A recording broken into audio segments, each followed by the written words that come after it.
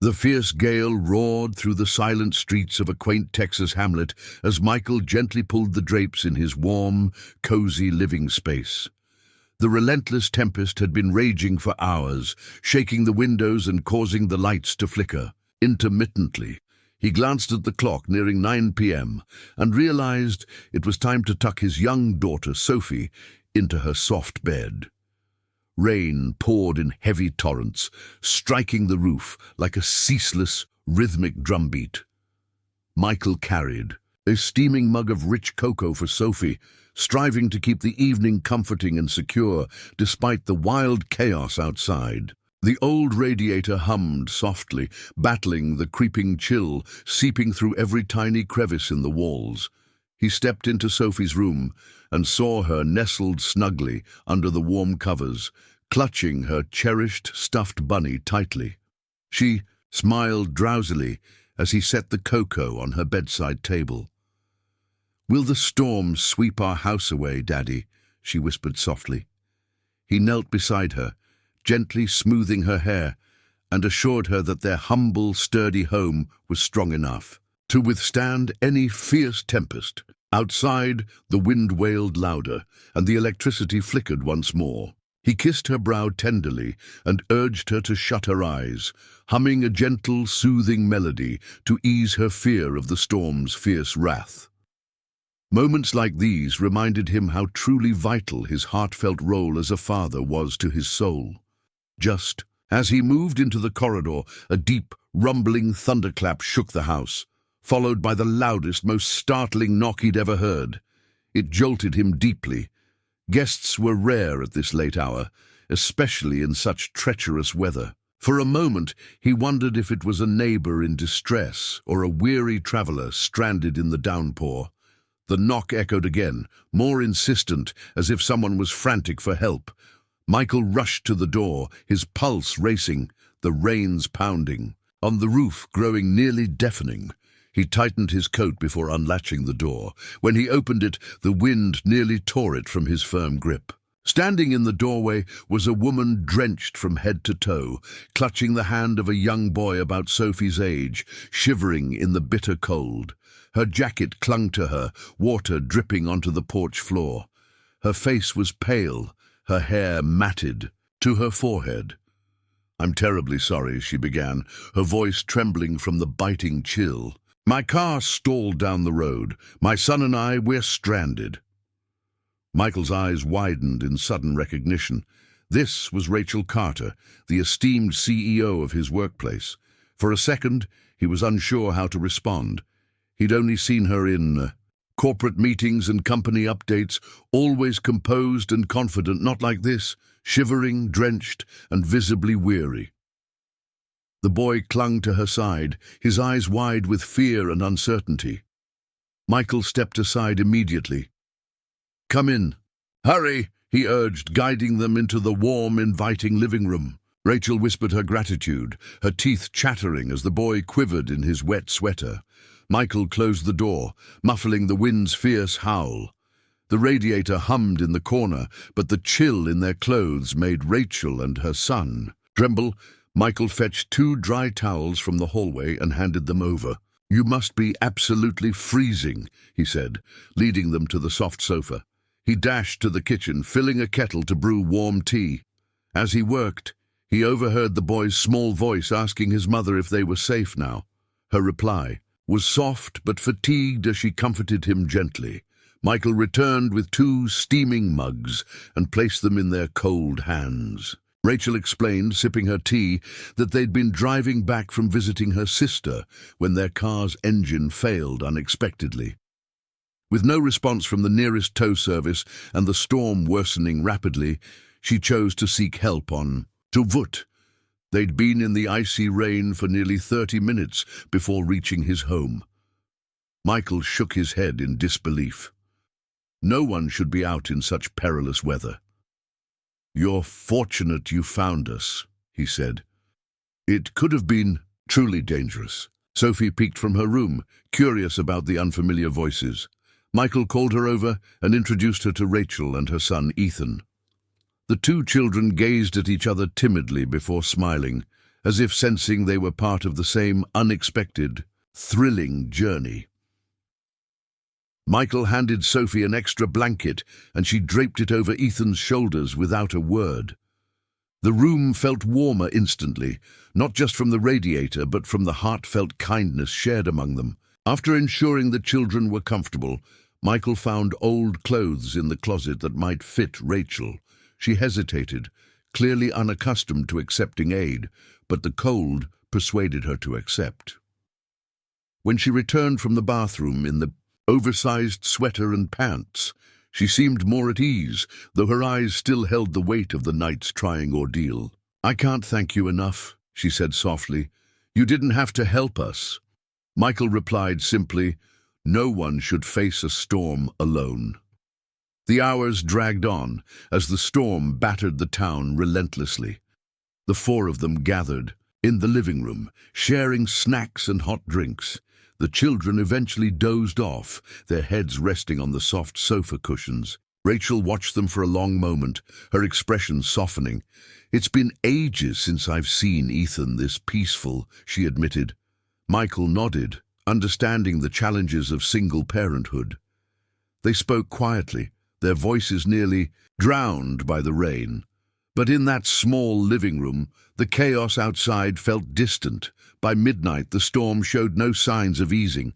So, Michael prepared the guest room for Rachel and Ethan, providing extra blankets and a small lamp to ensure their comfort. Rachel thanked him again, her voice heavy with exhaustion. When Michael finally lay in his bed, he couldn't stop thinking about the strange turn of events. A powerful CEO stranded in a storm, finding refuge in her employee's modest home. It felt like a scene from a film, but it was real, bringing two different lives together under one roof. Morning sunlight filtered faintly through the blinds, revealing the storm's aftermath, branches scattered across the street, puddles gleaming in the yard, and the distant hum of cleanup crews. Michael rose early, moving quietly to avoid waking his guests. In the kitchen, he brewed coffee, its rich scent filling the small space. As he prepared toast and fruit, he reflected on the unusual events of the previous night. He still couldn't believe Rachel Carter, his CEO, had spent the night in his home. Soft footsteps caught his attention, and he turned to see Rachel, still in the borrowed clothes, looking more rested. She smiled faintly, still adjusting to the unusual situation. "I can't recall the last time I slept so well," she admitted, pouring herself a cup of coffee. Michael chuckled and said, "Must be the storm's gentle lullaby." Soon, Ethan appeared, followed by Sophie, both children looking refreshed and curious. Breakfast was relaxed, the kind of morning where conversation flowed effortlessly despite the odd circumstances. Rachel seemed different from the commanding figure Michael knew at work, more open, more human. The children's laughter drew her out further, and she joined their playful banter with ease. As the day progressed, the storm clouds cleared, but the roads remained wet and partially blocked by debris. Rachel received a call from the tow company, informing her it would take another day to retrieve her car. She hesitated before telling Michael, clearly concerned about overstaying, but Michael dismissed her worries, insisting she and Ethan stay until it was safe. "No need to rush to a motel," he said. "You're welcome here." She seemed relieved and deeply touched by his sincerity. The unexpected extra day became a calm, joyful time for both families. The children built blanket forts in the living room, laughing as they turned the sofa into a grand castle. Rachel helped Michael in the kitchen, surprising him by sharing that she loved cooking but rarely had time for it.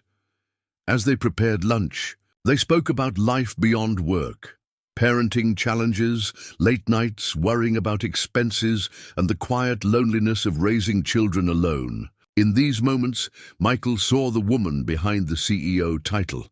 That afternoon, a power outage darkened the house again. Instead of complaining, Rachel and Michael lit candles, and the four gathered in the living room. Michael pulled out an old, Board game, and soon laughter and friendly competition filled the space. Rachel seemed truly happy, her earlier reserve replaced by warmth. Michael noticed how naturally she blended into his home's rhythm, and he realized he enjoyed her company, not as a boss, but as a person. That night, after the children slept, Rachel and Michael sat at the kitchen table with tea. She looked around his modest home, her gaze lingering on the hand-drawn pictures on the fridge, the worn but cozy furniture, and the family photos. "You've created something wonderful here," she said softly. "It's not much," Michael replied, "but it's ours." Rachel shook her head. "It's everything," she said. The silence between them was comfortable, a mutual understanding without words. By the next morning, the roads were clear. The tow truck driver confirmed he could retrieve Rachel's car. The children, now close friends, groaned at the thought of parting. Michael loaded Rachel and Ethan's belongings into his old pickup to drive them to the tow truck's meeting point. The air felt lighter than during the storm, but heavy with the sense that something meaningful was ending. Rachel thanked Michael again, her voice carrying a depth beyond gratitude for shelter. A week later, at work, Michael received a call from HR to visit the executive office. He worried something was wrong. When he arrived, Rachel was there, smiling warmly. She invited him to sit and shared that she'd been reflecting on their time during the storm. She spoke of how he treated her as a person in need, not a CEO, and how much that meant. She slid an envelope across the desk, containing a promotion offer and a significant raise. Michael was stunned. "I don't know what to say," he stammered. Rachel leaned forward, meeting his eyes. "You opened your heart, Michael, not just your home. That kindness deserves recognition." The new role offered flexible hours, allowing more time with Sophie while advancing his career. Michael's gratitude was clear, but beyond the professional change, he sensed a deeper shift between them. Over the following months, Rachel and Michael stayed in touch beyond work matters. Their children often asked to see each other, leading to joyful picnics, park visits, and movie nights.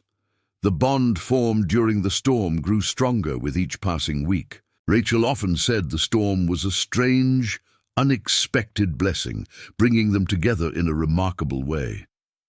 Michael agreed, realizing life's toughest moments could lead to meaningful, lasting connections.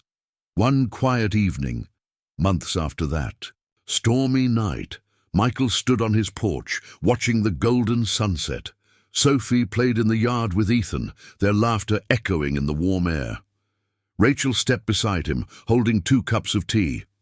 They shared a heartfelt smile, one that spoke volumes of their shared journey since that stormy night. In the end, it wasn't just about shelter from the rain. It was about finding refuge in each other's company and discovering that even in unexpected, challenging moments, lives can change forever.